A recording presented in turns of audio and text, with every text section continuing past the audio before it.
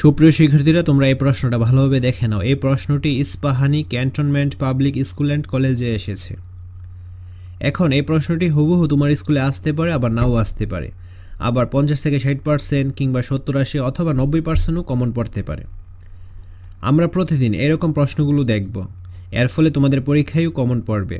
SSC 2025 শেষ মুহূর্তের প্রস্তুতি কোর্সটি করে পরীক্ষার টেনশন আজই দূর করে ফেলো। এই স্পেশাল প্রোমো কোড ব্যবহার করলে পেয়ে যাবে 500 থেকে 1000 টাকা পর্যন্ত ডিসকাউন্ট। কোর্সটি সকল গ্রুপের জন্য অ্যাভেলেবল এবং তোমরা পরীক্ষায় একটা কনফিডেন্স নিয়ে যেতে পারবে। এই প্রশ্নের উত্তরগুলো তোমরা বই অথবা গাইডে পেয়ে যাবে। সঠিক উত্তরটি খাতায় লিখো। ত্রিপদী রাশির পদ কয়টি? কোনটি এক চলক বিশিষ্ট রাশি? শুধু প্রারম্ভিক মূলধনের উপর যে মুনাফা দেয়া হয় তাকে কি বলে? 9% হারে 700 টাকার 3 বছরের মুনাফা কত? A4 6 ও B-8 4 বিন্দু দ্বয়ের মধ্যবিন্দুর স্থানাঙ্ক কত? 3-4 বিন্দুটি কোন চতুর্ভাগে অবস্থিত? কোন বৃত্তের বৃত্তস্থ কোণ 60 ডিগ্রি হলে কেন্দ্রস্থ কোণ কত ডিগ্রি? মোট উপাত্তের সংখ্যা n এবং n যদি বিজোড় সংখ্যা হয় তবে মধ্যক কি? 6 3 এবং 2 2 বিন্দু দ্বয়ের যে দূরত্ব কত? x² - 5x - 6 এর উৎপাদকে বিশ্লেষিত রূপ নিচের কোনটি? কোন বৃত্তের অধিচাপে অন্তর্লিখিত কোণ? 9a³ b² c² 12a² bcu 15ab³ c³ এর গসাগু কোনটি? কোটিদ্বয়ের অন্তর এবং ভুজদ্বয়ের অন্তরের অনুপাত কি বলে? একটি সমকোণী ত্রিভুজের পরিবৃত্ত আঁকলে তার পরিকেন্দ্র কোথায় অবস্থিত হবে? তো এগুলো তোমরা অবশ্যই গাইড অথবা বই থেকে কালেক্ট করে নিবে। 13 19 17 14 16 15 18 20 উপাত্তের মধ্যক কোনটি? এক কথায় উত্তর দাও। অর্ধবৃত্তস্থ কোণের মান কত? বৃত্তকলার ক্ষেত্রফলের সূত্র কি? শ্রেণীকৃত উপাত্তের মধ্যক নির্ণয়ের সূত্র কি? 6 8 বিন্দু থেকে x অক্ষের দূরত্ব কত? x³ - 4x - 12 কে উৎপাদকে বিশ্লেষণ করো। আয়তকার ঘনবস্তুর আয়তনের সূত্রটি লিখো। চক্রবৃদ্ধি মুনাফার সূত্রটি লিখো। দ্বিপদী রাশি কাকে বলে? বৃত্তে অন্তর্লিখিত কোন চতুর্ভুজের দুইটি বিপরীত কোণের সমষ্টি কত? প্রচুরক নির্ণয় সূত্রটি লিখো। তো এইগুলো যে তোমাদের পরীক্ষায় আসবে এর কোনো কিন্তু গ্যারান্টি নেই, কারণ এগুলো দেখা গেছে কি অনেক স্কুলে হুবহু কমন পড়তেছে, অনেক স্কুলে 60 থেকে 70% কমন পড়তেছে, অনেক স্কুলে কমন পড়তেছে না। তো এইটা তোমরা জাস্ট প্র্যাকটিস পারপাসে প্র্যাকটিস করে নাও, ঠিক আছে? তো তোমরা যখন কোনো একটা বিষয়ের পরীক্ষা দিতে যাও তখন কি করো? অবশ্যই বইটা বা প্র্যাকটিস করে যাও। তো এই ক্ষেত্রে এইটাও প্র্যাকটিস হিসেবে নিয়ে নাও। যদি কমন পড়ে তাহলে তো তোমাদের কপাল ভালো, আর কমন না পড়লে কিছু করার নেই, ঠিক আছে? তাছাড়া আমরা যদি এরকম কয়েকটা প্রশ্নের সেট প্র্যাকটিস করে যাই তাহলে হয়তো বা কমন পেয়ে যেতে পারি, ঠিক আছে? তো সব কিছুই আমাদের কপালের এবং ভাগ্যের উপর নির্ভর করতেছে। খ বিভাগ সংক্ষিপ্ত রচনামূলক 75 নম্বর। নিচের প্রশ্নগুলোর উত্তর দাও। একটি সরলরেখার সমীকরণ নির্ণয় করো যার ডাল 3 এবং যা 0 1 বিন্দু দিয়ে যায়। 4200 টাকার 4 বছরের মুনাফা 2100 টাকা হলে মুনাফার হার কত? এগুলো তোমরা গাইডে পেয়ে যাবা। এই রকম নিয়মের অঙ্কগুলো বা অনেক ক্ষেত্রে হুবহু পেয়ে যাবা। 3 4 এবং 2 - 3 বিন্দুগামী সরলরেখার সমীকরণ বের করো। কোনো বিদ্যালয়ে 10ম শ্রেণীতে 50 জন শিক্ষার্থীর ওজনের বা কিলোগ্রাম গণসংখ্যা সারণী, এই যে এটা হচ্ছে সারণীটা, ঠিক আছে? তথ্যগুলো তোমরা দেখে নাও। প্রদত্ত সারণীর প্রচুরক নির্ণয় করো। 6% হারে 3000 টাকার 3 বছরের চক্রবৃদ্ধি মূলধন কত? তো এই অধ্যায়ের মধ্যে এই অঙ্কগুলো কিন্তু রয়েছে, জাস্ট সংখ্যাগুলো চেঞ্জ করেছে। অনেক ক্ষেত্রে সংখ্যাগুলো তোমরা সেম পাবে, গাইডে খুঁজলেই এই নিয়মগুলো পেয়ে যাবা।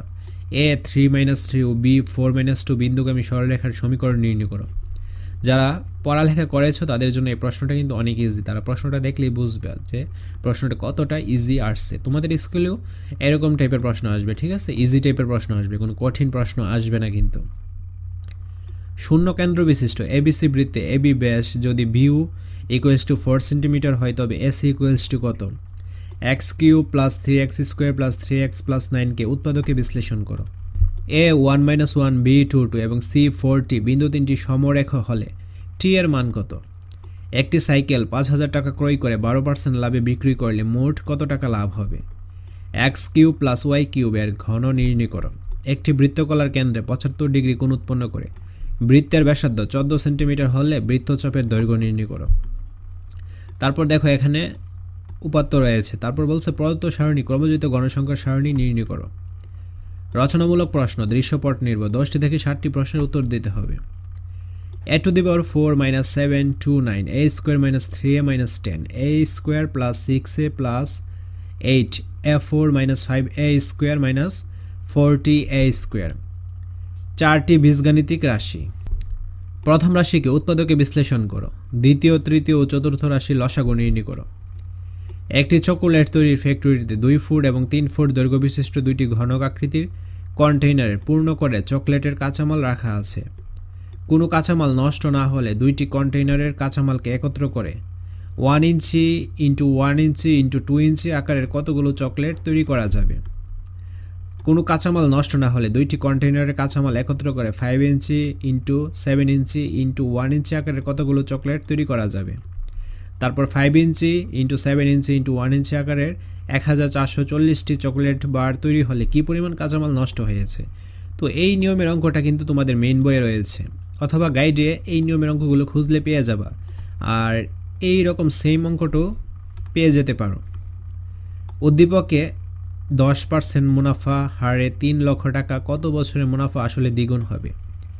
13% হারে 25,000 টাকার 6 বছরের মুনাফা কত মুনাফা হারে 20,000 টাকার 8 বছরের মুনাফা সমান?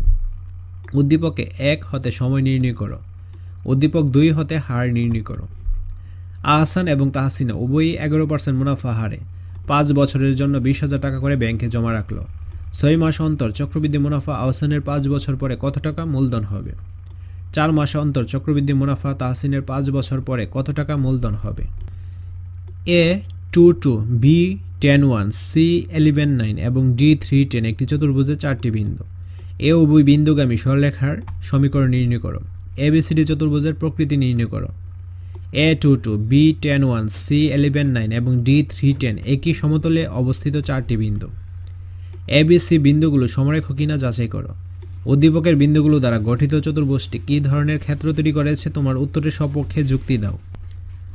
ও কেন্দ্র বিশিষ্ট বৃত্তে যা PQ = 1 সেন্টিমিটার এবং ও আর লম্ব PQ। তো কোন QUS এর পরিমাণ কত? OQ = 10 এবং OR এটা হচ্ছে 1/2 - 2 সেন্টিমিটার হলে x এর মান নির্ণয় করো। তারপর 9 নম্বরটা দেখো। চিত্রে 1 ABCD একটি আয়ত, DA একটি বৃত্তাংশ। কোণ DA = 30 ডিগ্রি হলে সম্পূর্ণ ক্ষেত্রটির ক্ষেত্রফল নির্ণয় করো। চিত্র 2 শূন্য বৃত্তের কেন্দ্র হলে x এর মান কত? যদি OB = OC = 4 সেন্টিমিটার হয় তবে BOC বৃত্তকলার ক্ষেত্রফল নির্ণয় করো। তারপর দেখো এখানে একটা সারণী দেওয়া রয়েছে। প্রদত্ত উপাত্ত হতে মধ্যক নির্ণয় করো। উপাত্তের অজীব রেখা অঙ্কন করো। অষ্টম শ্রেণীর 60 জন শিক্ষার্থীর স্কুল যাতায়াত বাবদ প্রতিদিনের খরচে গণসংখ্যা নিবেশন সারণী নির্ণয় করো। এই যে তথ্যটা, ঠিক আছে, এইটা তোমরা দেখে নাও।